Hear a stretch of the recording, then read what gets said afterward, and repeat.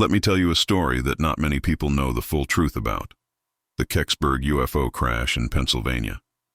This happened back on December 9th, 1965.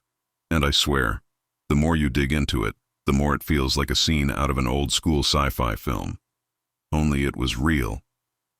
That night, people across 6 states and even parts of Canada saw something blazing across the sky. Witnesses described it as a fireball, bright, fiery, and moving fast. Now, the official explanation? NASA and government officials tried to say it was a meteor, or maybe even space debris from a Soviet satellite.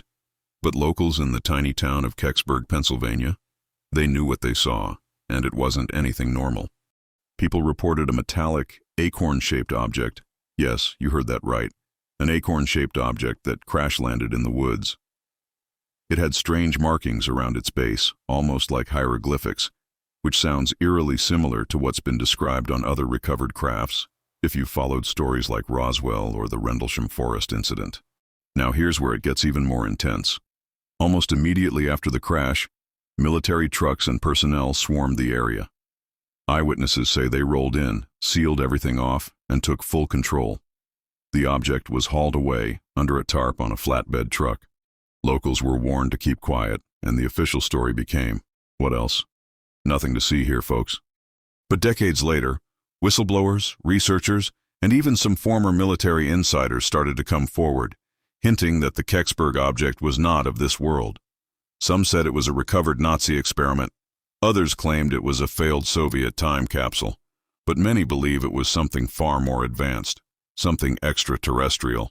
And here's what really gets me. NASA at one point claimed they lost the records of what was recovered that night. Lost the records. Let that sink in. You don't just lose something like that unless you're trying to hide something huge. So what really happened in those woods in Kecksburg? Was it a UFO? A secret military experiment gone wrong? Or a visit from something far beyond our understanding? All I know is this. Too many people saw the same thing. Too many stories line up. And whenever the military shows up before the news does, you know it's not just some space junk. I think the truth is out there, buried under classified files and cover stories. And the Kecksburg crash? That might have been one of the biggest close encounters in American history. They just did a better job of hiding it than they did in Roswell.